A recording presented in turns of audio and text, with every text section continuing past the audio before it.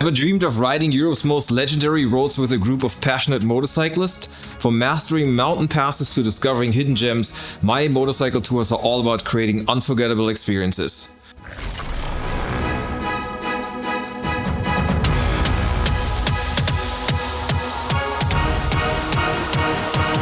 My name is Oliver, and in this video I'll be giving you an overview of my guided motorcycle tours. While I know the riding and the scenery are gonna be absolutely breathtaking, what excites me the most is the chance to connect with all of you. As you know, I love documenting my motorcycle adventures and sharing them here on this platform. It's my way of preserving these memories. But my main focus during the guided tours will be connecting with you and making sure everyone has an unforgettable experience. I hope to capture some of the best moments on video to share later. My tours have been carefully crafted and thoroughly researched. I designed my guided tours with a few key priorities. First, I wanted to focus on what I believe are some of the most desirable places to ride a motorcycle in Europe. That's why my tours include the Central Alps, the Western Alps, Sardinia, the Balkans and Norway. Whether it's your first time riding in Europe or you've already explored some of these regions, there's something exciting for everyone. In addition to offering a variety of destinations, I also wanted to make sure the tours are accessible to riders of different skill levels. I'll address this in more detail for each tour, but rest assured that there's something for everyone, from beginners to seasoned riders. One common question I get is about group dynamics during the tours. Riders often ask, will I be able to keep up, or will the group hold me back?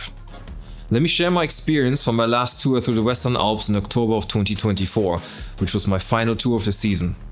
This tour not only helped me to finalize the planning for my upcoming French Alps tour, but also allowed me to fine-tune the pacing and daily distances, especially since the group had a wide range of skill levels. For example, my brother joined this tour. It was only his second major tour after the Norway trip 2 years earlier. While he's a passionate rider, his work and family commitments mean he doesn't get much time to ride during the year. Naturally, he was a bit concerned about keeping up with the group or slowing others down. Another rider in the group had only been riding for a year, but had gained some solid experience the previous season. Meanwhile, 2 riders were at an intermediate to advanced level, and 2 of us were at the upper end of the skill and experience spectrum. It was a pretty mixed group, but we made it work so that everyone had a great time. And here's how we managed it. My brother asked if we could have a couple of warm-up days before the actual tour. Since I had just finished the Trans-Italian Marathon, a 5-day off-road event through some of Italy's most beautiful regions, I met him 2 days early. We spent 2 half days getting back into the rhythm of riding, including some basic parking lot drills to boost his confidence. During the tour itself, we kept the group traveling speed at a comfortable pace most of the time. For the first time, all the riders were connected via a communication system, which made it easy to provide real-time feedback, alert the group of any issues, and ensure a more relaxed ride for those in the back. We also built in plenty of opportunities for riders to go at their own pace. For example, on mountain passes or particularly exciting sections of the route, those who wanted to ride faster could break away from the group and meet us at the top. I often stayed back to help my brother and other less experienced riders improve their skills if they wanted some guidance. Sometimes I'd ride ahead to demonstrate a good line, other times I'd follow behind and provide real-time feedback through the communication system. I even filmed sections of their riding for review later in the evening. For me, it was incredibly rewarding to see their confidence grow, knowing it would make them more likely to join future tours. Of course, I also joined the faster riders at times for some spirited riding. For example, Stefan and I had an unforgettable chase up the Col d'Isoire.